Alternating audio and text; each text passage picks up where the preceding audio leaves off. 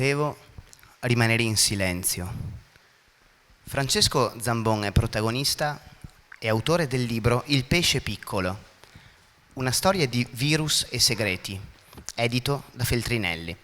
Ad un anno di distanza dalla pubblicazione del rapporto OMS sulla risposta italiana al Covid-19, da lui coordinato e poi censurato, Zambon il 13 maggio ha pubblicato questo libro.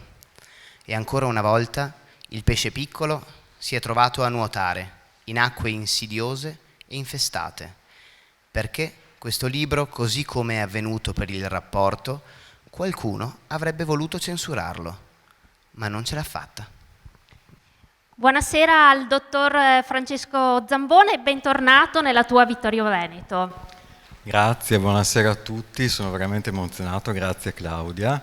Noi ci conosciamo da tantissimi anni, dai tempi quando io frequentavo il patronato di Serravalle, esatto, e facevo l'animatore, sì, stiamo parlando di un'altra epoca. Grazie a tutti di essere così numerosi, grazie a Matteo e alle Librerie al Punto, grazie a tutti per aver reso possibile questa serata, sono molto contento. So che sei particolarmente emozionato per essere qui a Vittorio Veneto a presentare il tuo libro Il pesce piccolo. Sì, certo, perché questa è la prima presentazione che faccio qui nella mia terra natia e ho fatto un'altra presentazione a Conegliano un paio di giorni fa ed è venuto giù il diluvio universale, ovviamente sappiamo da chi programmato e mi pare che anche adesso stia per piovere. Infatti, volevamo farla all'aperto per dare modo a più persone di esserci, perché devi sapere che questa prima serata aveva una novantina di posti, sono stati esauriti in meno di 24 ore, quindi replicheremo il 14 di luglio e la serata è organizzata in collaborazione tra il Quindicinale, la Nuova Laneria e la libreria Il Punto. Sì, esatto, ho dimenticato di citare il Quindicinale che ha dato anche uno spazio, anche una copertina alla storia, quindi lo ringrazio particolarmente, un giornale che da sempre io leggo. Ecco, entriamo nel vivo della presentazione perché la gente è qui per ascoltarti. Innanzitutto molti di voi qui in sala già lo conoscono da anni, altri lo hanno conosciuto in questi ultimi mesi. Chi è Francesco Zambon? Ha 47 anni, originario di Serravalle, un diploma in pianoforte e una laurea in medicina, a cui poi è seguita una specializzazione e un dottorato in sanità pubblica. Nel 2008 l'ingresso nell'Organizzazione Mondiale della Sanità, prima a Mosca e poi a Venezia, dove è rimasto fino alle dimissioni dello scorso 30 marzo. Le tue mansioni a Venezia sono cambiate nel momento in cui è scoppiata la pandemia da Covid-19 e da marzo 2020 diventi, su designazione di quello che è il direttore della regione Europa dell'OMS, Hans Kluge, il coordinatore delle attività OMS a supporto delle regioni italiane nella risposta da Covid-19. Quindi riorganizzi il tuo lavoro e capisci che con la condivisione di informazioni, in quel momento, condividere le informazioni era l'unica arma in possesso per contrastare l'avanzata della pandemia. Nasce quindi l'idea, approvata subito dai vertici OMS, di redigere un rapporto affinché gli altri paesi europei indietro rispetto all'Italia sulla curva pandemica possano far tesoro di quello che l'Italia aveva fatto o stava facendo in quei mesi. Da metà aprile ti metti a capofitto con il tuo team a lavorare su questo rapporto, il testo ottiene tutte le approvazioni, siamo all'8 maggio 2020, anche i riscontri interni della catena di approvazione OMS sono tutti positivi, il rapporto è pronto, l'11 maggio 2020, la serata in cui era previsto il lancio, emergono però i primi tentativi di bloccare quel rapporto. Perché? L'11 maggio è una data, diciamo, molto importante e sono sicuro che l'11 maggio anche di tutti gli anni futuri riserverà qualcosa, perché l'11 maggio del 2020 doveva esserci il lancio del rapporto, della pubblicazione, chiamiamolo rapporto censurato, e l'11 maggio era anche la serata in cui, il giorno in cui la Sera andava in onda il documentario di Report, il primo della serie, che si chiamava Disorganizzazione Mondiale della Sanità. Forse alcuni ricordano questa puntata che era particolarmente dura contro l'OMS, sui rapporti tra la Cina, l'Etiopia, il direttore generale, e si parlava anche del piano pandemico e del fatto che non era stato aggiornato. Io ovviamente non sapevo cosa sarebbe andato in onda quella sera, ma Ranieri Guerra invece lo sapeva bene perché era stato intervistato.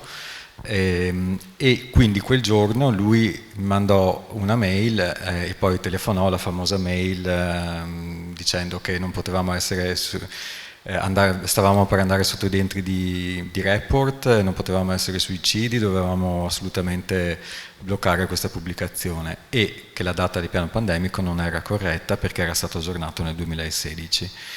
In realtà il piano pandemico, come sappiamo, non è mai stato aggiornato né nel 2016 né in nessuno dei 15 anni fino al 2021, però io pensavo che fosse in buona fede perché fino ad allora avevamo avuto ottimi rapporti, e dopo invece scoprì che lui faceva questo perché aveva ovviamente un conflitto di interesse, essendo lui stato direttore per la prevenzione al Ministero per 3 anni. Poi il rapporto arriva il 13 maggio, il rapporto viene messo online, vediamo qui la copertina, ma ci rimane solo per una ventina di ore. Il pesce piccolo si stava muovendo in acque che erano infestate in quel momento, tanto che tu quella sera, come scrivi nel libro, inviasti ad alcuni membri del tuo team un messaggio con scritto "qui mi fanno fuori". Un po' come Cassandra stavi facendo delle premonizioni su tutta questa vicenda, così? Esatto, sì, e come dico anche nel libro, nel capitolo che si chiama Cassandra, i titoli dei capitoli hanno tutti dei nomi un po' strani, magari dopo ne commentiamo qualcuno. Uno si chiama appunto Cassandra, che concludo tra l'altro dicendo che a differenza di Cassandra appunto io non posso neanche strapparmi i capelli perché non ne ho, e appunto ci furono varie profezie che io feci, profezie facili da fare a dire la verità, in quel mesi di aprile e maggio, e che si avverarono puntualmente tutte, come per esempio il danno catastrofico di immagine all'OMS, che io avevo già avvertito il direttore generale Tedros, l'etiope, che ci sarebbe stato se non fossero state date delle spiegazioni sul ritiro del rapporto, e anche i rapporti con il donatore, il Kuwait, che aveva dato 60 milioni di dollari all'OMS per supporto al Covid, erano un po' a rischio, dato che ormai lo scandalo stava per venire fuori. E sì, quindi Cassandra decisamente. C'è anche un riferimento a un film del libro, che è un film che a me piace molto, Cassandra Crossing, un film degli anni 70-80 con Sofia Loren, un bellissimo film che ha delle similitudini incredibili, ed è per questo che lo metto nel libro, con la storia del Covid. L'inizio di questo film è proprio a Ginevra, nell'Organizzazione Internazionale della Salute, come viene chiamata nel film, in un laboratorio di questa organizzazione. Qualcosa succede, si rompe una provetta e una persona si infetta e poi prende un treno che verrà chiuso e poi verrà fatto passare sopra questo ponte che crollerà, appunto, Cassandra Crossing. Ma ci sono dei sopravvissuti e anch'io, diciamo, sono un po' un sopravvissuto di questa storia fino ad adesso. Ecco, a proposito di titoli di capitoli, ce n'è uno che non fu colpa della Cina. Ci dici cosa c'entra la Cina in tutta questa vicenda?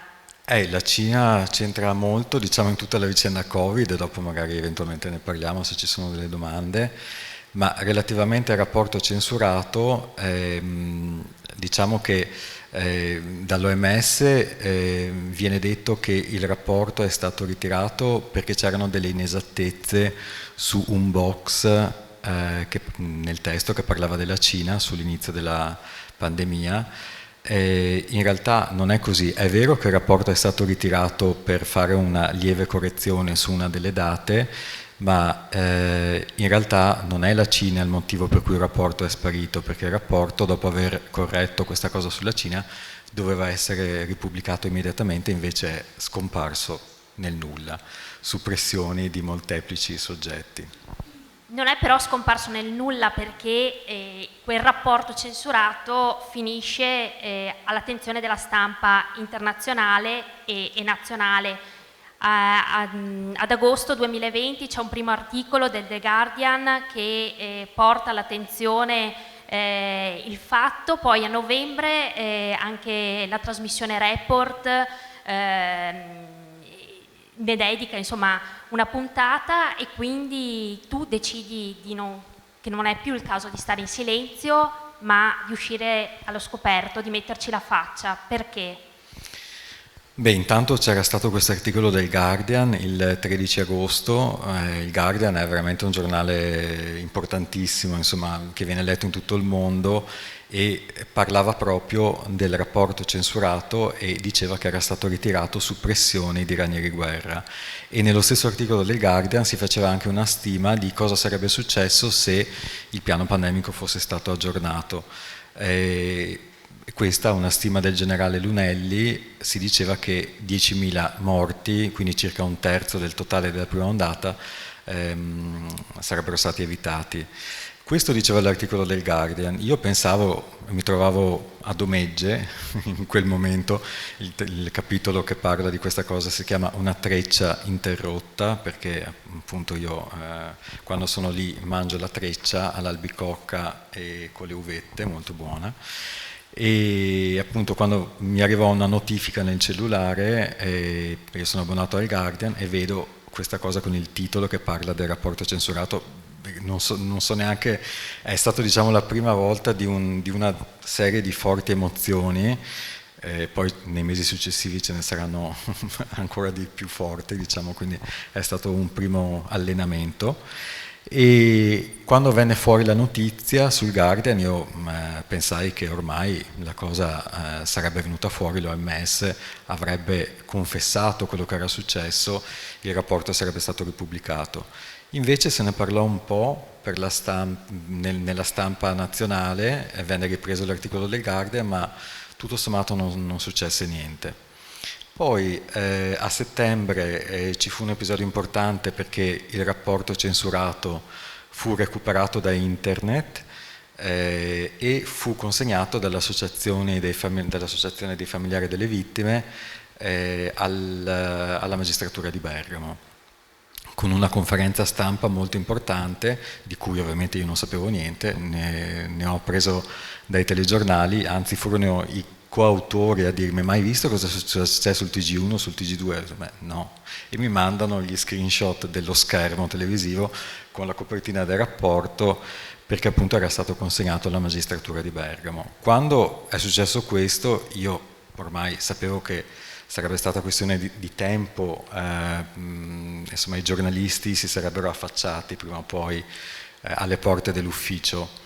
Non pensavo che si sarebbero affacciati proprio alla porta invece di casa mia, come è successo invece con il giornalista di Report Giulio Valesini, che alle 7:30 di un fine settembre era sotto casa mia, io scendevo per andare al lavoro e mi mise davanti una fotocopia del rapporto censurato, facendomi tutta una serie di domande a cui io allora non potevo rispondere, o pensavo di non poter rispondere, quindi rimasi un po' evasivo, ma le domande erano molto pertinenti e fondamentalmente dalle domande si capiva che lui sapeva tutto quello che era successo, sapeva molto di più, non soltanto delle pressioni di Ranieri Guerra, ma anche di altri esponenti esponenti del governo italiano.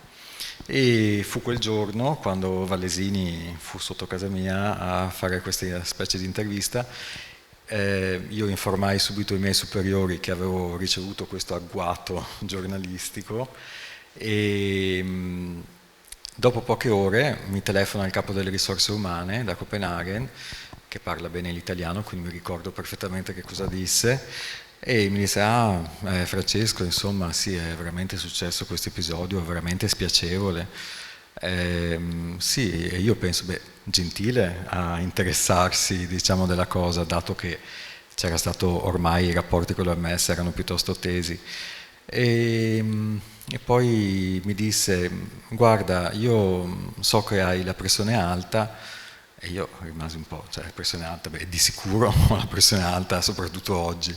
Poi mi pareva un eccesso di preoccupazione. Ti farebbe bene stare qualche mese fuori dall'Italia e ti mandiamo in Bulgaria. In Bulgaria? A fare cosa? E io non sapevo, perché in realtà non lo sapeva neanche lui, quindi era a fare qualcosa che di fatto io ancora non so. Chiesi se era una punizione e mi disse di no, che assolutamente dovevo vederlo come una evoluzione di carriera e mi disse di rispondere nel giro di poche ore. Io all'epoca dissi anche di sì perché non avevo scelta, però poi dopo non partii più perché nel frattempo scoppiò la seconda ondata. Ecco, quella fu solo una delle tante pressioni a cui tu sei stato bombardato in quei mesi. Parallelamente cresce anche il tuo isolamento all'interno dell'Organizzazione Mondiale della Sanità, tant'è che per loro diventi radioattivo. Il pesce piccolo è solo, però continua a nuotare, giusto? Eh sì, divento proprio radioattivo, è una parola giusta, infatti c'è un capitolo del libro che parla di questo e parla della mia visita che feci tanti anni fa a Chernobyl e sì, mi ricordo insomma veramente molto bene questo paesaggio spettrale e soprattutto che non bisognava assolutamente toccare gli oggetti che erano rimasti abbandonati da quel giorno di aprile del 1986 quando ci fu l'incidente. E io mi domandavo come mai c'erano ancora le prenotazioni degli alberghi sulla reception di uno degli alberghi di Pripyat, che è la città più vicina alla centrale, e le bambole per terra, violini, insomma c'era un po' di tutto. E la guida, poi dopo la guida, chiamiamola così, di questa specie di escursione, e disse che non bisognava assolutamente toccare gli oggetti, soprattutto quelli che erano per terra, perché rimanevano i più contaminati. E io mi sentivo un po' così, contaminato da questa storia, magari da sapere cose che era meglio non sapere. E a differenza della radioattività naturale mi sembrava invece, anzi mi sembra e credo che sia così, che la mia radioattività aumenti nel tempo, quindi non è soggetta a decadimento. Nell'OMS sono stato isolato sempre di più, fin tanto che poi dopo a un certo punto decisi di dare le dimissioni, che è stata una scelta molto difficile, anche diciamo che nessuno si aspettava, perché nessuno si dimette da un'agenzia delle Nazioni Unite con un contratto a tempo indeterminato. Infatti è stata una cosa un po' spiazzante per loro, ma purtroppo non c'era alternativa. C'erano delle trattative in corso con i miei avvocati e Ginevra per mandarmi da qualche altra parte, distante diciamo dall'Europa, e a un certo punto ci fu una trattativa, un momento in cui per iscritto mi venne detto che sì, io potevo separarmi in maniera consensuale dall'organizzazione, però con una clausola, quindi anche mettendo una certa quantità di soldi, con una clausola che diceva che non potevo mai più parlare del rapporto e dei motivi che avevano portato al suo ritiro. E quella fu un po' la goccia per me, e io risposi che la trattativa andava bene, però quella clausola andava tolta, e l'OMS non l'ha presa molto bene, e io diedi una specie di ultimatum, ho detto se entro 10 giorni non si arriva a una conciliazione e la clausola non viene tolta, io mi dimetto. E infatti per 10 giorni non successe niente, e all'11° giorno presentai la lettera di dimissione, che venne accolta perché nel frattempo Tedros, il direttore generale etiope, aveva fatto sapere al direttore regionale europeo, che mi telefonò per darmi la notizia, che lui non avrebbe mai più firmato niente con me, perché come fosse rimasto piccato dalla mia fermezza sulla clausola del silenzio, diciamo così. Ecco, questa tua fermezza la leggiamo e la vediamo anche nel tuo rapporto con la magistratura di Bergamo. Tu eri stato chiamato più volte a depositare, l'OMS ti ha sempre detto di no, nascondendosi dietro all'immunità diplomatica. Tu alla fine però lì ci sei andato. Sì, ci sono andato e la magistratura di Bergamo ha convocato 11 persone, cioè i 10 autori del rapporto e Ranieri Guerra. Eravamo tutti convocati per lo stesso giorno, il 5 novembre, solo che quel giorno solo Ranieri Guerra andò in procura e diede la sua versione dei fatti, mentre a me e agli altri 9 autori del rapporto venne intimato di non andare, intimato per usare una parola gentile, con tanto di note dall'ufficio legale, insomma tutta una serie di cose diciamo piuttosto pesanti, e quindi io non mi presentai, anche se il mio avvocato, che nel frattempo avevo preso per fortuna, mi diceva: guarda che se comunque continuano a chiamarti, a convocarti in magistratura, se non vai c'è l'accompagnamento coattivo, cioè ti vengono a prendere sotto casa, questa volta non il giornalista ma la polizia. E di fatto mi convocarono 3 volte da Bergamo, l'OMS disse sempre di no. La terza volta, siccome le convocazioni passavano attraverso il Ministero degli Affari Esteri, io non le ricevevo direttamente, la terza volta l'OMS neanche mi disse che ero stato convocato né mi disse che non potevo andare, cioè io lo lessi sui giornali che Zambon era convocato e che l'OMS aveva detto che non poteva andare, quindi non c'era neanche stata quella cortesia. Decisi di andare invece di presentarmi spontaneamente a metà dicembre, a seguito di un articolo che era uscito sul Guardian, di nuovo, sempre l'11 dicembre questa volta, ed è un articolo che ha avuto un effetto, veramente un effetto bomba, perché parlava di una cospirazione dell'OMS con il governo italiano per ritirare un rapporto indipendente, che era effettivamente quello che era successo. Questo articolo del Guardian venne subito tradotto in 60 lingue lo stesso giorno e venne letto, poi mi hanno detto quelli del Guardian, è l'articolo più letto che contiene la parola OMS di tutti gli articoli che parlano di OMS e pandemia.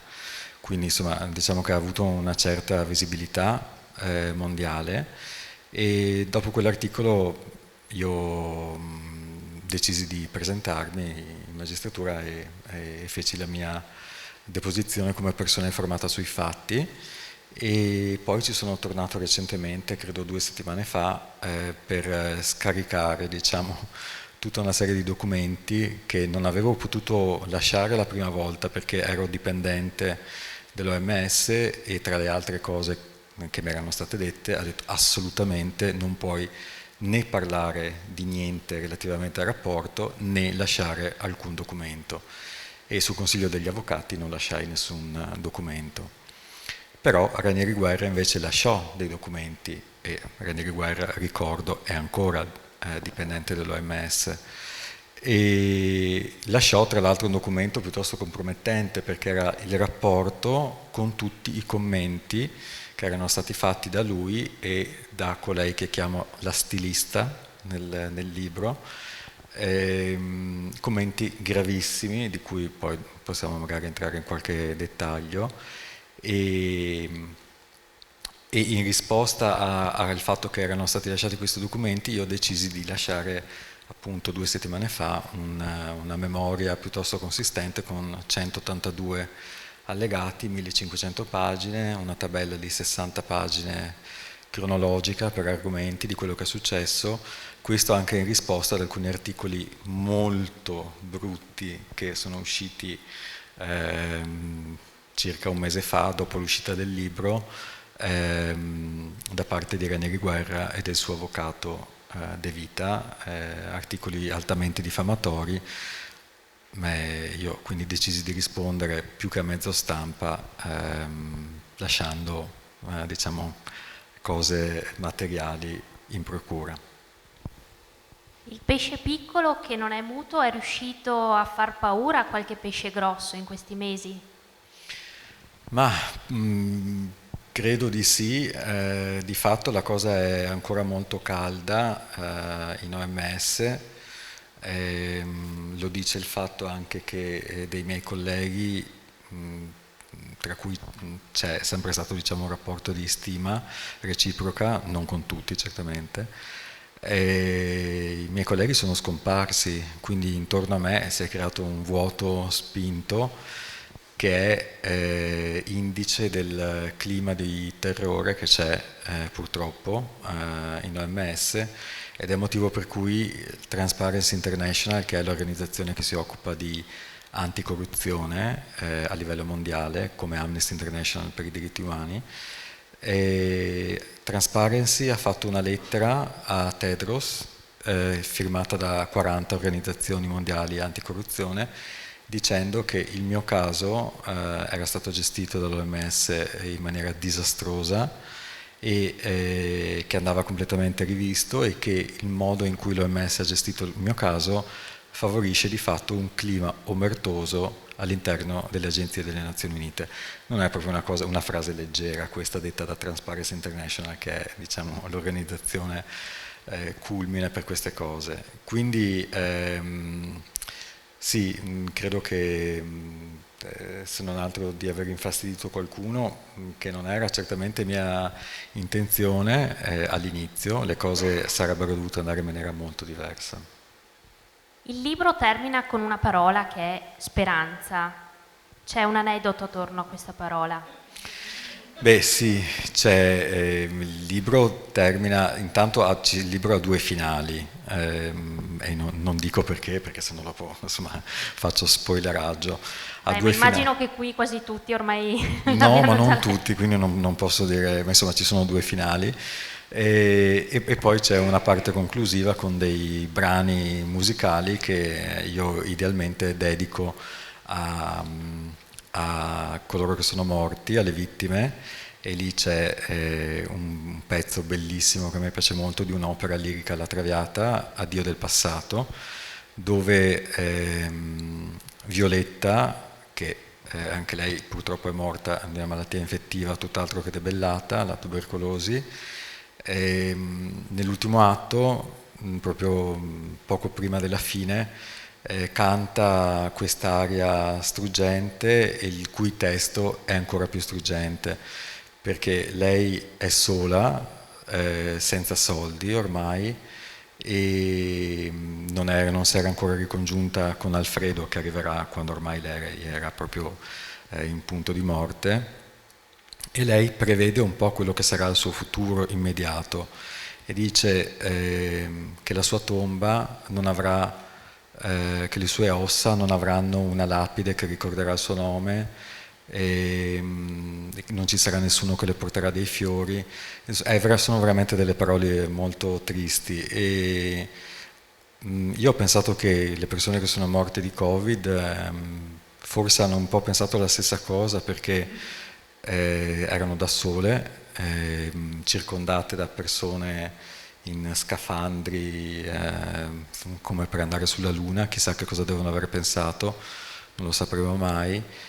E questo è il pezzo dedicato alle vittime, mentre un pezzo è dedicato a coloro che sono rimasti nel dolore, è uno Stabat Mater di Dvorak, molto bello, molto lungo, e alla fine c'è proprio una frase cantata con il coro a cappella, fortissima, e dice in latino, dice: quando mio corpo morirà, si aprono le porte del paradiso, una cosa del genere.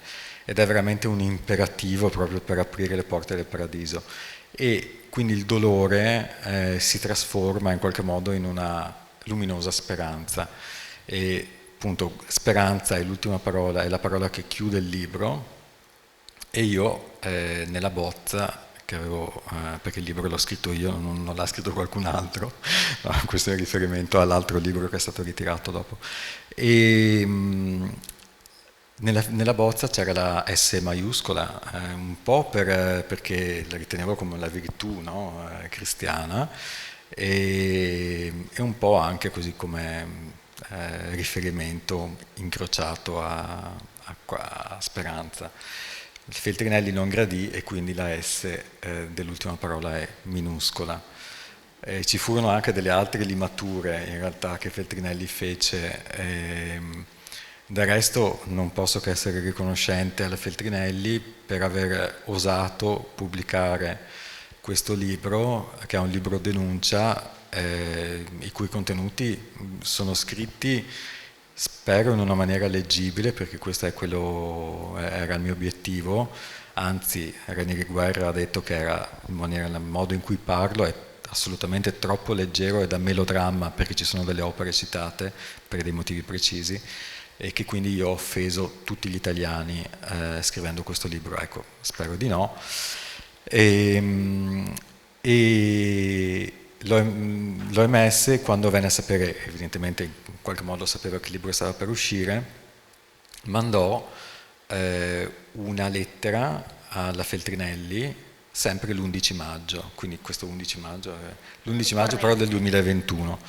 L'11 maggio arriva questa lettera dell'ufficio legale, prima in inglese e poi in italiano, non firmata da una persona, perché la caratteristica dell'OMS è quella di rimanere questo ente nell'iperspazio, come se non fosse fatto da persona, quindi c'era scritto semplicemente ufficio legale dell'OMS, che fa ancora più paura, cioè per uno che non conosce la bestia, diciamo, e diceva che bisognava assolutamente, che intimava la Feltrinelli a non pubblicare, infatti non l'hanno mandata a me, cioè si sono ben guardati di mandare una lettera del genere a me, perché sapevano che non l'avrei considerata, e intimavano a non pubblicare. Il lancio era previsto il 13, quindi 2 giorni dopo, e il 13 maggio è una data simbolica perché è il giorno in cui il libro censurato fu messo online.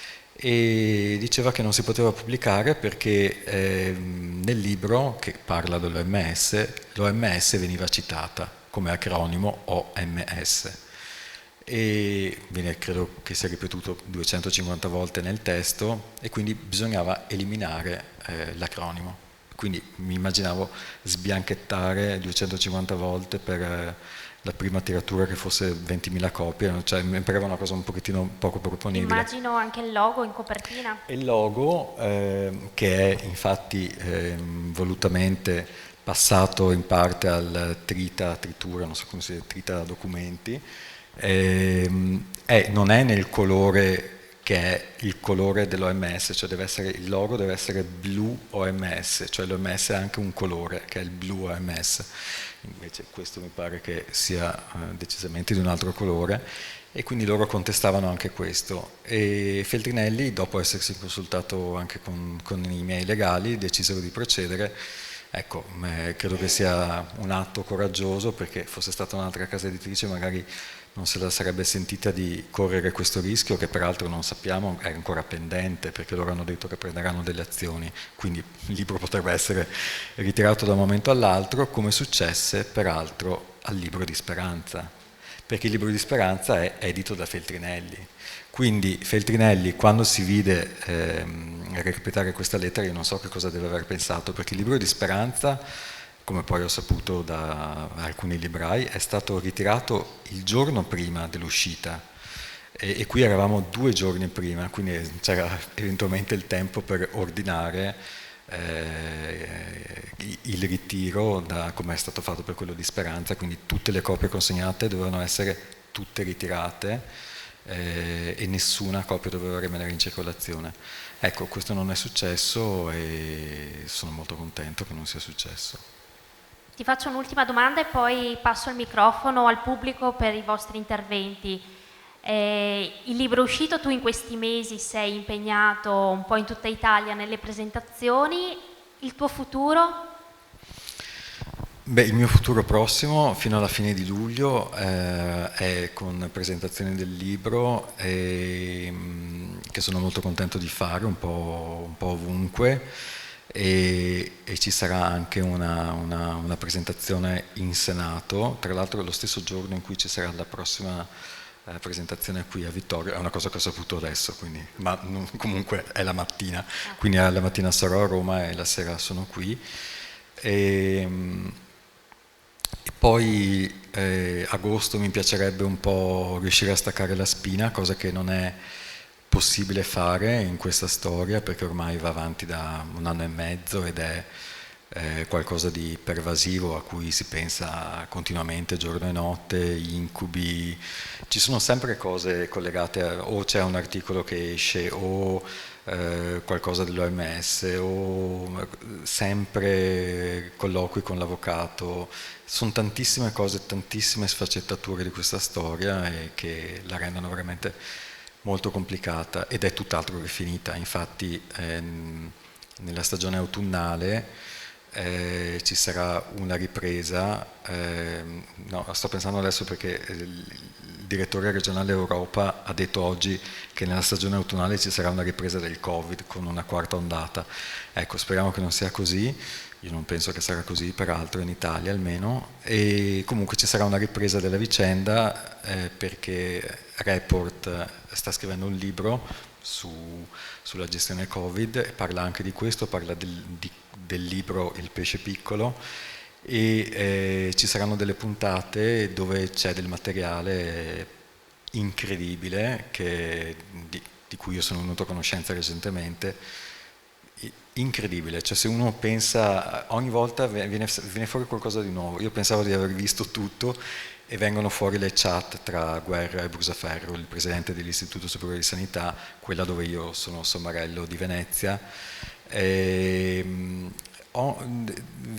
Ci sono delle cose, continuano ad emergere particolari che non sono neanche tanto particolari, ma sono delle cose sostanziali incredibili. E il coinvolgimento, dopo che ci sarà il coinvolgimento diciamo dei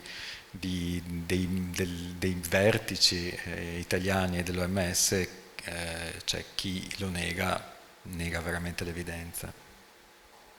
E passiamo la parola al pubblico, se ci sono domande, adesso arriva anche il microfono.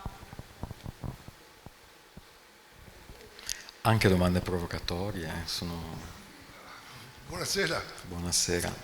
Senta, io ho seguito abbastanza tutta la storia, l'iter dall'inizio con il report. I rapporti, non ho mai capito, di Guerra, direttore vicario, che praticamente dall'Italia non dovrebbe più avere nessuna relazione o solamente una cosa partecipativa. Brusaferro, Speranza che non ha mai preso posizione, Sileri che lui era sempre presente, che però alla fine ne sapeva meno di noi perché era una cosa evidente, e non riesco a capire questo intreccio che non si riesce a definire. Questa figura di Ranieri Guerra, che per me è la cosa che solo a vederlo ne sarei distante, e Brusaferro lo stesso, che non si fa mai trovare né da Giletti né da Report, non lo so, cioè mi lascia sempre così. Sì, l'intrico è piuttosto complicato, diciamo che è impossibile negare che ci sia un legame tra, come invece le persone tentano di fare, che ci sia un legame tra Guerra, Tedros, quindi andiamo sul vertice dell'OMS, Speranza e a questo punto anche Brusaferro, e mettiamoci dentro anche il capo di gabinetto di Speranza per non lasciare fuori nessuno, e Zaccardi che è appunto il capo di gabinetto di Speranza.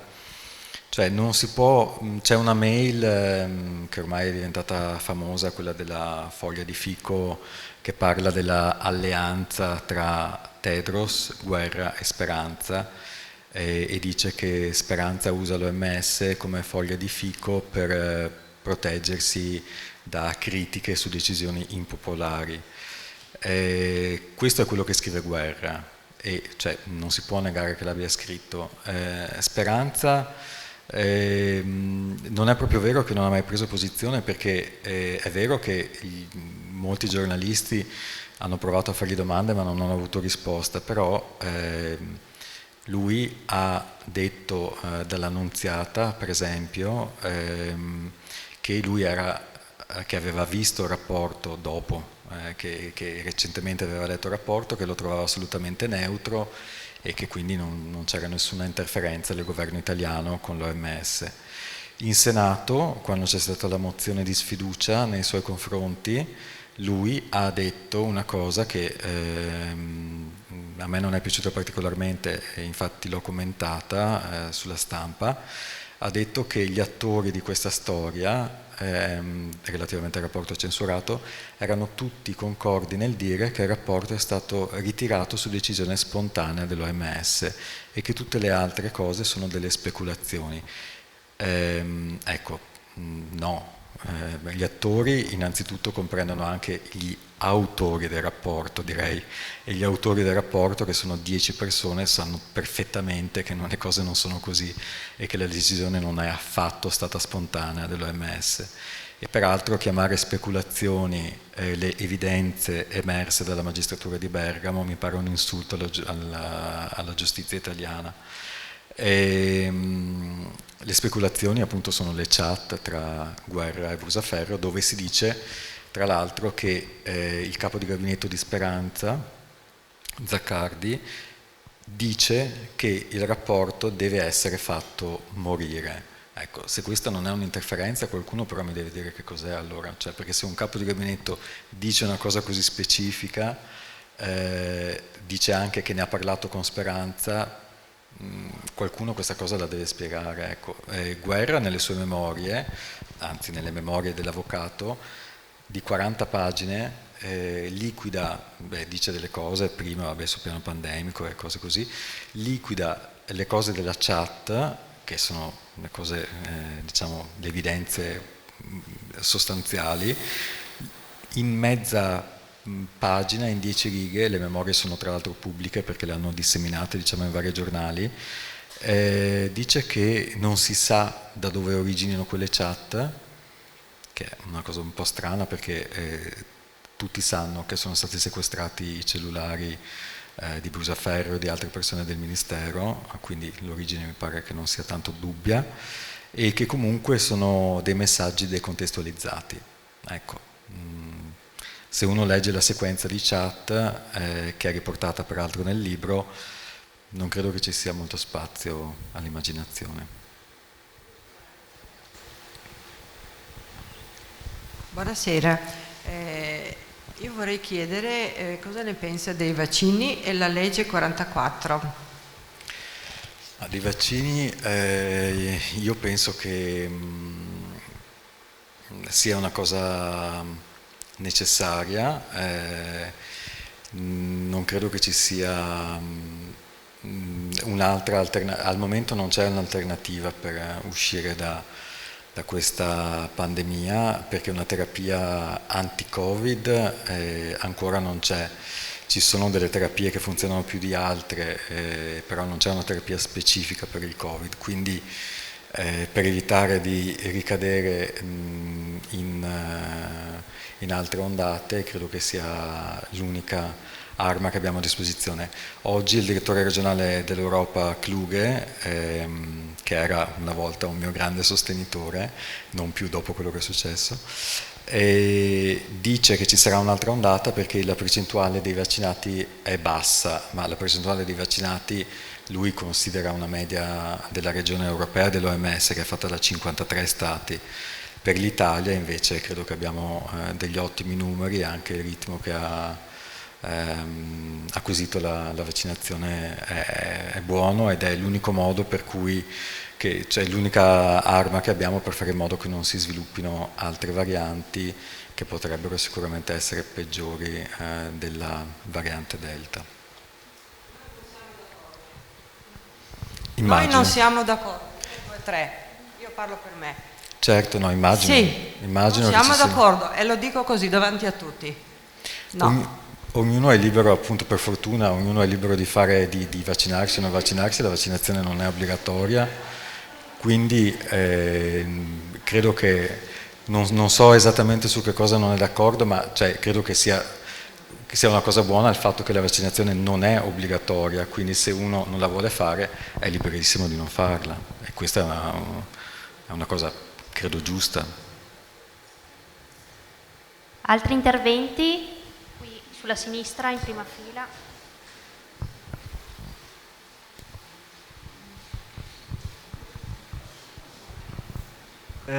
Volevo così due accenni, uno personale. Io conosco il dottor Zambon da tempo, era una persona molto precisa, corretta, problematica.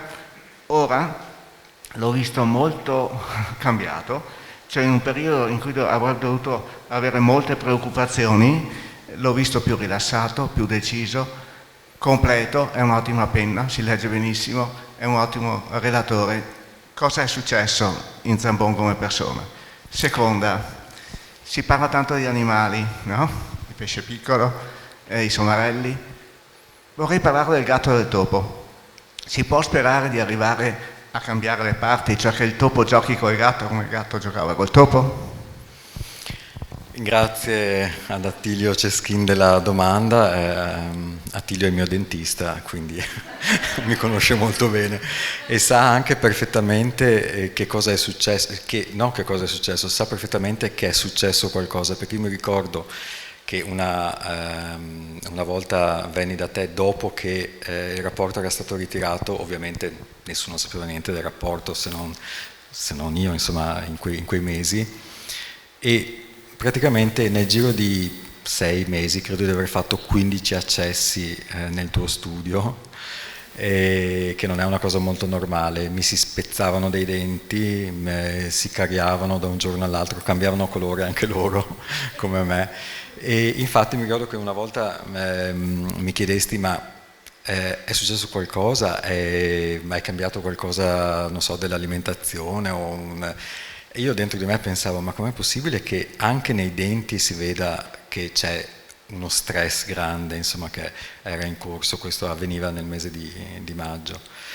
E cos'è cambiato? È cambiato che in me, credo, a un certo punto ho deciso di non ingoiare più il rospo, perché ne ho ingoiati diversi nel passato, per quanto certamente per un medico specializzato in sanità pubblica lavorare all'OMS sia una cosa fantastica, e l'OMS sia un'organizzazione che è fondamentale per il mondo, non però questa attuale, per come è adesso. A un certo punto ho preso questa decisione di non mandare più giù niente e di prendere una posizione netta. Io pensavo, a dire la verità, quando ho preso questa posizione, quindi di rifiutarmi di falsificare il rapporto, pensavo che l'organizzazione si sarebbe schierata assolutamente dalla mia parte, perché le cose erano piuttosto evidenti, e invece è successo l'esatto opposto. Come mi disse il mio primo capo quando ero a Mosca dell'OMS, e mi ha detto recentemente: guarda, tu fai pure quello che vuoi, comunque se fai una scelta del genere rimarrai da solo, perché l'organizzazione difenderà sempre se stessa, ed è quello che sta facendo, cioè ha eretto un muro di gomma impenetrabile assolutamente, non risponde neanche agli avvocati, quindi è veramente proprio un ente difficile anche da aggredire, diciamo, se uno lo vuole cambiare. Io da dentro non ci sono riuscito, ho provato per tanti mesi, e molti mi criticano, dicono no, ma tu saresti dovuto rimanere dentro e dare il tuo contributo per cambiare l'organizzazione da dentro. Però io ho provato a fare questo e ho visto che non era assolutamente possibile, le persone neanche mi rispondevano più alle mail, cioè si era proprio creato un vuoto intorno a me, e quindi ho deciso di cercare di farlo da fuori. E la decisione di scrivere il libro è anche proprio per questo, per cercare di avvicinare di più la gente all'OMS, a questo ente che tanti sanno appunto, l'OMS, l'Organizzazione Mondiale della Sanità, conoscono l'acronimo, ma magari non sanno le dinamiche dietro i palazzi di vetro. Io con questo libro voglio appunto far conoscere un po' quello che succede. Secondo me la consapevolezza di quello che succede realmente è il primo passo per il cambiamento e quindi per invertire le parti, quindi con il topo e il gatto. Però io penso che, diciamo, ormai sono passati diversi mesi e anche da un punto di vista di quello che è successo con la pandemia, le premesse non siano buone, e questo mi dispiace molto dirlo, perché io ero fondamentalmente ottimista prima che potessero cambiare le cose, però vedo che nel rivedere le situazioni, anche per esempio questa stessa dichiarazione fatta in Senato dal ministro Speranza, non è un buon presupposto, cioè non ammettere le cose come sono o non è un presupposto per poterle correggere, per poterle migliorare. E quello che noi possiamo fare per evitare che le prossime pandemie, che ci saranno sicuramente, nel senso che è un evento ricorrente, ma certamente non saranno così catastrofiche, appunto quello che noi dobbiamo fare è evitare che siano catastrofiche, e per farlo dobbiamo imparare dai nostri errori. Ecco, non credo che ci siano le premesse per ammettere di averli commessi. Mi pare che ci fosse qui davanti una domanda.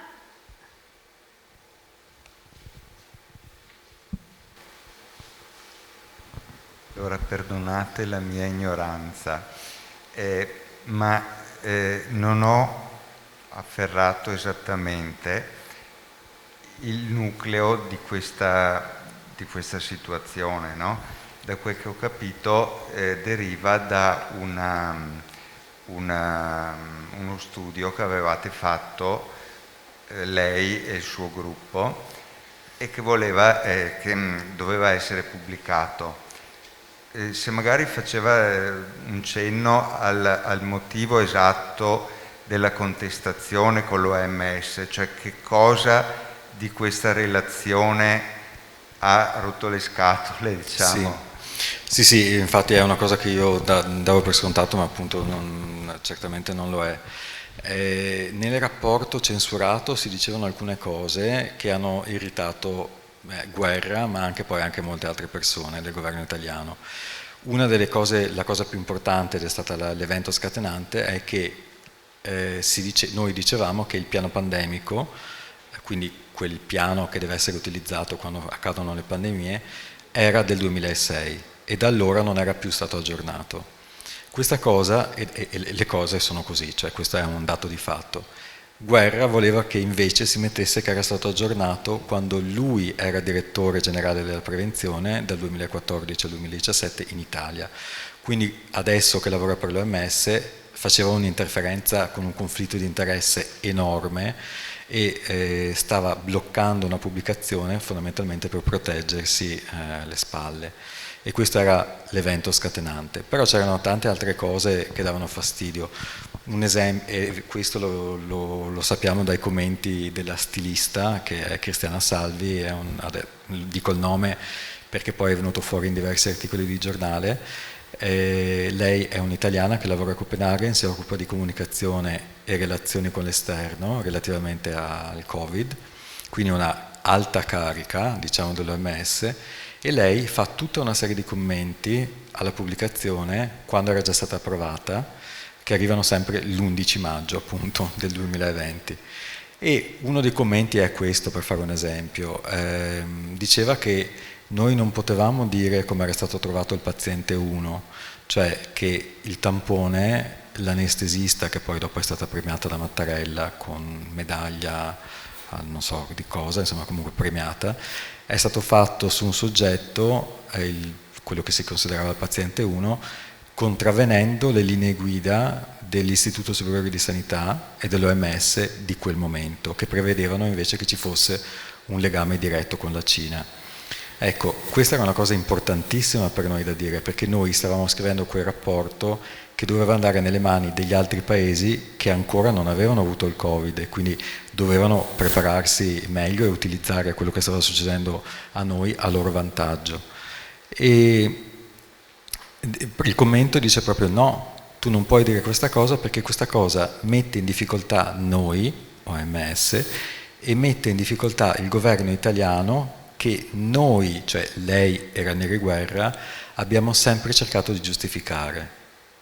E io ho detto, quindi noi non possiamo dare un messaggio d'allerta importante agli altri paesi perché questa cosa mette in difficoltà l'OMS stessa, che è quella che deve proprio tutelare la salute dei cittadini del mondo, e poi per quale motivo l'OMS deve giustificare gli atti o i non atti di un governo? Cioè questo è proprio contro la sua stessa Costituzione. Oppure per esempio non si poteva dire che il Veneto aveva avuto una risposta diversa da quella della Lombardia, né migliore né peggiore, sì, alla prima ondata è stata migliore, comunque noi dicevamo diversa, e lo dicevamo perché ci sono degli studi scientifici che dicono il perché il Veneto ha avuto alla prima ondata una risposta migliore, e cioè che ha delle strutture sul territorio molto più sviluppate rispetto alla Lombardia, che invece ha gli ospedali migliori d'Europa.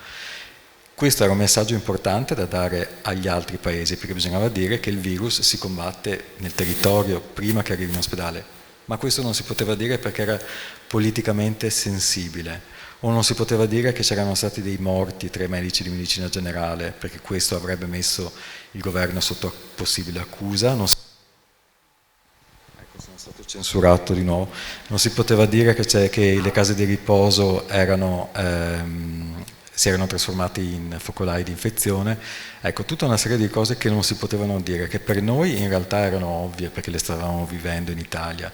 Per gli altri paesi, ricordo che eravamo a marzo, aprile del 2000, quindi non si parlava molto di questo, cioè non si sapeva molto di come gestire il Covid, non erano note agli altri paesi. Quindi ecco, il rapporto conteneva molte cose che erano scomode per tante persone, e per questo poi dopo alla fine è stato fatto morire. Domande?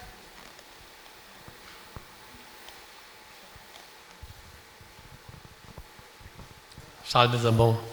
Innanzitutto un grazie e un senso di vicinanza, perché ogni tanto si trova qualcuno che sta con la schiena dritta. E quindi in un mondo fatto soprattutto dove la vera pandemia è dei comportamenti opportunistici e codardi, lei è riuscito a dare un bel esempio di umanità e di etica. Ecco. Un grazie veramente. Un'altra cosa, quando si sentono queste cose si ha un po' un senso di amarezza, perché il cittadino normale che paga le tasse pensa, così ingenuamente, che l'OMS sia un organismo soprattutto sanitario che si occupa della salute pubblica del pianeta. In realtà poi dai vari spot che arrivano si accorge poi che è un organismo prettamente, più politico che sanitario, e segue le regole della politica, come si può ben vedere. Lei pensava, tra virgolette, come avrei pensato io ingenuamente, che essendo le cose molto palesi, l'OMS avrebbe preso le sue difese per rendere eloquente che l'OMS fa un buon lavoro. In realtà si è comportato come la politica, si è parato di dietro e quindi ha fatto tutte quelle iniziative che un organismo politico poi è ovvio che faccia. Quindi secondo me ci sono il problema fondamentale, uno dei problemi che hanno queste strutture sovranazionali è che ci sono dei conflitti di interesse, e parlo anche di flussi di denaro, tra l'OMS e i vari stati, in cui anche una donazione volontaria può essere vista come interferenza, non so se mi spiego. Per cui viene da pensare, uno che non ci si può fidare neanche di organismi che sembrano neutrali e in effetti poi non lo sono. Secondo, a seguito di questa deduzione, viene da pensare che anche l'OMS, come tante altre strutture, abbia bisogno di qualcuno di qualche organismo che ne certifichi la qualità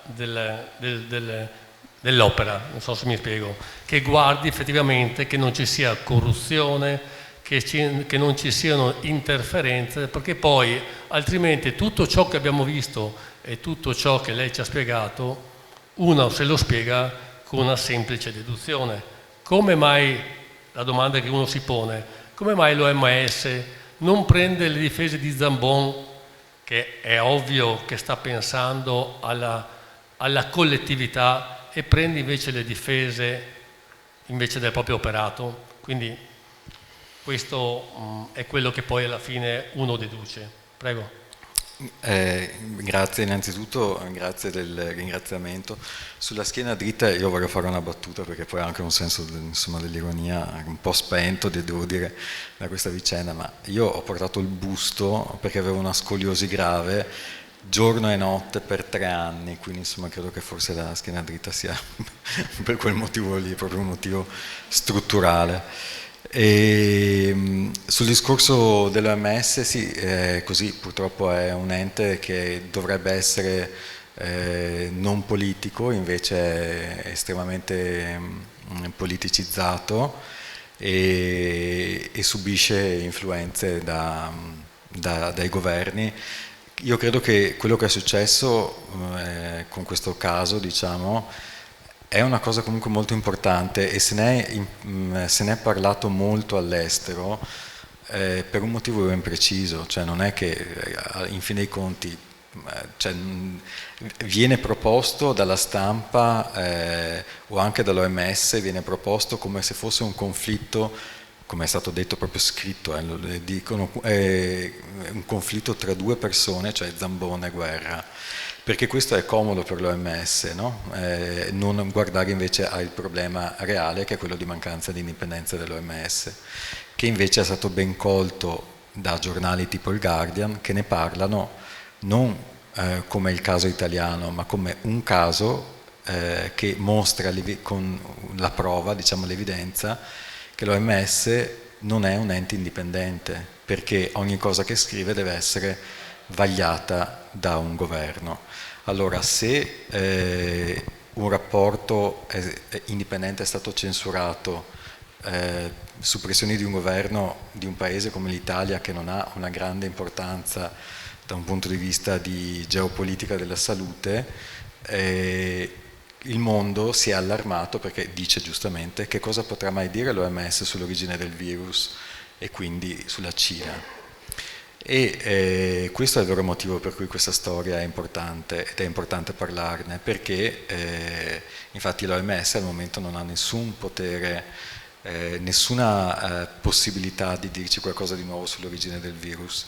Peraltro è successa una cosa molto grave, perché nella famosa commissione che è stata istituita di 17 esperti internazionali indipendenti, mandati in Cina dall'OMS, non membri dell'OMS, quindi soggetti indipendenti, esperti indipendenti, 17 di loro e 17 cinesi, quindi una missione di 34 persone, sono andate a gennaio-febbraio in Cina, forse ricorderete i problemi all'ingresso della Cina, dei visti che non volevano concedere e così via. E il motivo della missione era quello di scoprire l'origine del virus, cioè questo virus è originato dai pipistrelli, è passato dai pipistrelli a un ospite intermedio e poi all'uomo, che è l'ipotesi che viene dichiarata dall'OMS come più probabile, è arrivato alla Cina attraverso cibi congelati, che è un'ipotesi, diciamo, di nessuna validità secondo me, che comunque è voluta dalla Cina perché questo la scagionerebbe da qualsiasi responsabilità, oppure è frutto di un incidente di laboratorio, cosa che viene giudicata dall'OMS come altamente improbabile, e invece, come sappiamo dagli articoli più recenti, invece potrebbe essere la cosa più probabile che è successa con un incidente di laboratorio con o senza manipolazione del materiale genetico del virus. Cioè in quel laboratorio si sa che erano state fatte delle chimere, quindi delle manipolazioni sul materiale genetico del virus, partendo da un coronavirus, però dandogli, diciamo, la capacità di infettare l'uomo. Ci sono degli studi che sono pubblicati, sono del 2015, e questi studi vengono fuori dall'istituto di Wuhan, cioè adesso la pandemia sarà anche un caso che sia originata proprio da lì, proprio nell'unico posto della Cina dove c'è un laboratorio di livello di biosicurezza 4, che è il livello massimo. Sarà un caso? Ecco, forse sì, forse no, probabilmente no. E la cosa grave è che uno di questi 17 studiosi indipendenti, quindi nel rapporto OMS c'è scritto dichiarazione di interessi, nulla da dichiarare, è finanziatore lui è un britannico che lavora negli Stati Uniti, finanziatore dell'istituto di Wuhan, quindi ovviamente ha un conflitto di interesse, ed è una persona che ha fatto degli esperimenti insieme alla Bat Lady, alla donna di Pipistrelli, che è la vice direttrice dell'istituto di virologia di Wuhan. Ecco, come ovviamente la cosa è stata notata da Taiwan, e la cosa non è stata molto gradita dalla Cina, e i giornali ne hanno parlato un po', ma troppo poco, perché questa cosa sola di per sé è una cosa che dovrebbe far cadere l'OMS, perché come nella missione del secolo sull'origine del virus, tu dei 17 studiosi che mandi, ne mandi uno che ha dei conflitti palesi di interesse. Ecco, purtroppo le cose, appunto, è da qui che dico che non ho molta speranza che le cose cambino, perché sono delle cose gravissime e purtroppo non ci sono delle prese di posizione da parte degli stati molto forti per far cambiare le cose, forse perché a tutti va bene che le cose rimangano così. Qualche altro intervento, un ultimo?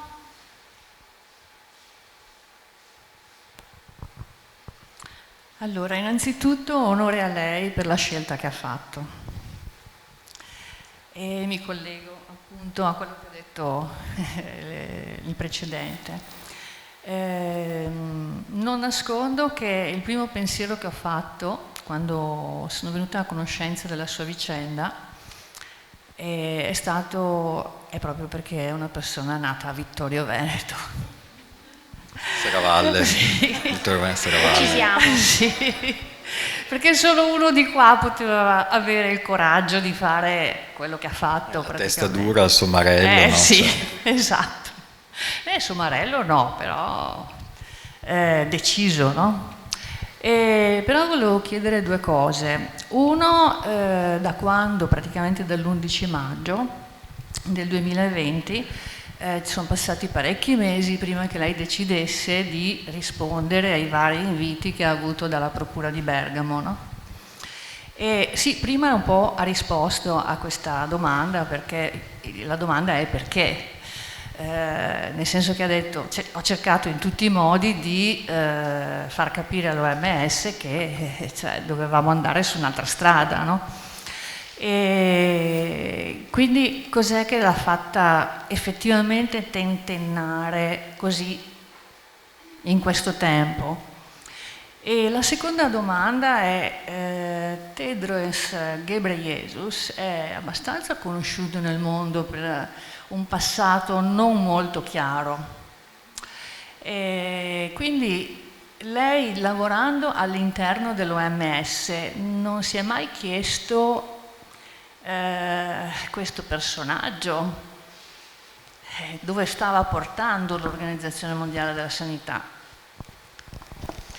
Grazie delle domande. Allora, il tentennamento era dovuto al fatto che io idealmente avrei preferito che le cose fossero risolte in un altro modo, cioè quindi rimettendo online la pubblicazione, non cedendo alle pressioni e ai conflitti di interesse di alcune persone, e quindi risolvere la cosa come pensavo che si sarebbe risolta. E quindi in quei mesi, maggio, giugno, luglio, agosto, io mandai tantissime segnalazioni agli uffici che si occupano di compliance, quindi di far sì che le procedure all'interno dell'OMS, che è un'organizzazione che ha 5.000 dipendenti, insomma, quindi è piuttosto grande, vengano rispettate, e l'ufficio di etica anche, e ero convinto che sicuramente avrebbero agito in maniera tempestiva. Poi vedevo che le cose non si muovevano, ho scritto una mail a Tedros il 28 maggio del 2020, appunto dicendo: guardi, direttore generale, che qui è successo questo, se non si prendono provvedimenti c'è un potenziale rischio catastrofico di immagine sull'OMS, perché cosa succederebbe se un rapporto che è stato distribuito a 15.000 persone, in quelle poche ore che è stato online, è stato distribuito a 15.000 persone,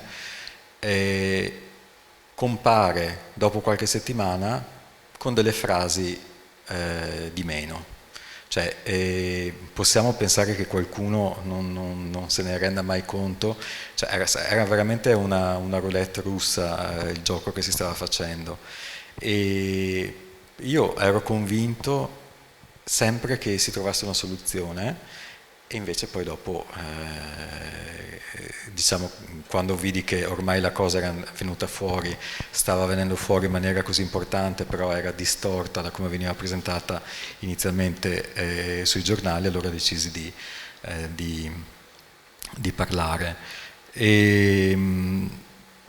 Comunque l'OMS anche recentemente ha fatto una riunione su una nuova policy di come punire le condotte, le malacondotte all'interno dell'organizzazione, o come segnalare anche queste malacondotte, e questa policy stranamente è entrata in vigore proprio a marzo, il mese in cui io mi sono dimesso, e adesso, mentre la spiegavano una settimana fa, il direttore dell'ufficio di etica, che è quello che avrebbe dovuto prendere le mie parti, ha detto, riferendosi chiaramente al caso mio, come è successo, perché uno ha fatto la domanda: ma che cosa ne pensa del rapporto dello staff dell'OMS che parla con i media? E questa persona ha detto che con i media non bisogna parlare mai, con i giornalisti, perché i panni sporchi si lavano sempre in casa. Io su questo credo che si possa essere una buona discussione, e infatti è così, i panni si devono lavare in casa, però ci devono essere anche dei meccanismi, che sono previsti peraltro da questa policy, per cui se i panni non si lavano in casa, qualcuno lo deve dire prima o poi anche all'esterno, perché solo in questo modo le malacondotte all'interno di queste mega organizzazioni possono essere corrette, ed è così che sono venute fuori scandali enormi, tipo il Watergate, che alla fine ha portato alle dimissioni del presidente americano di allora, ma però le persone quindi che decidono di fare delle segnalazioni all'esterno, perché evidentemente all'interno qualcosa non è funzionato, devono essere protette da ritorsioni, ed è quello che non è successo nel mio caso. Infatti è per questo che Transparency International ha preso una posizione diretta dicendo: il vostro atteggiamento favorisce un clima omertoso. E la seconda domanda non mi ricordo più su cos'era, però...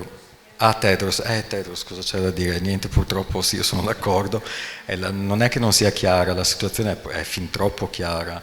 Io ne parlo in un capitolo del libro che si chiama Un favore a te, un favore a me, dove parlo di uno scambio di favori, insomma, che viene fatto tra lui e Mugabe, che non è una persona, diciamo, dalla fedina penale immacolata, adesso comunque è morto, è ex dittatore dello Zimbabwe, accusato di crimini contro l'umanità, che propose Tedros come direttore generale dell'OMS nel 2017, 2016 forse, quando lo propose, e Tedros, appena eletto, 2 mesi dopo, in una conferenza mondiale a Montevideo sulle malattie cronico-degenerative, credo fosse, nel suo discorso inaugurale disse che nominava Mugabe come ambasciatore di buona volontà per le malattie non trasmissibili, dando anche come motivazione il fatto che Mugabe aveva dato una particolare attenzione al sistema sanitario del suo paese. Ecco, Mugabe è noto anche per aver sfasciato il sistema sanitario dello Zimbabwe, che era l'unico che si salvava dei paesi africani. E quindi ovviamente questo era un riconoscimento, c'è uno scambio di favori di cui i giornali hanno parlato, e io ero scandalizzato quando è venuta fuori questa cosa. Infatti come staff ho detto no, ci deve essere un modo per cui io e altri, tantissimi altri, ci dissociamo. Nel momento in cui stavamo chiarendo questa cosa, poi lui è stato costretto a ritirare la nomina che aveva fatto. Quindi sì, le cose sono molto chiare, però perché non cambiano? Perché evidentemente agli stati va bene così. E chi sono gli stati? Dovremmo essere noi. Chi partecipa alle riunioni decisionali che possono decidere come riformare l'OMS? 3 persone per ogni Stato, il Ministro della Salute, Speranza, e altre 2 persone. Evidentemente a tutti gli Speranza del caso va bene che le cose stiano così. Quindi ecco, è per questo che io ho un po' meno fiducia adesso nei cambiamenti, però la speranza è l'ultima a morire. Il detto dice così. Ci avviamo alla conclusione. Immagino che le domande siano ancora diverse ed è piacevolissimo, ecco, conversare con te, Francesco, per conoscere da vicino questa vicenda che noi l'abbiamo seguita in questi mesi. Ti ringraziamo per la tua disponibilità, per essere venuto qui, e per l'esempio che stai dando e per la rettitudine con cui stai vivendo questa esperienza che ti ha segnato indelebilmente, insomma. Grazie a voi della possibilità, grazie a tutti per l'attenzione.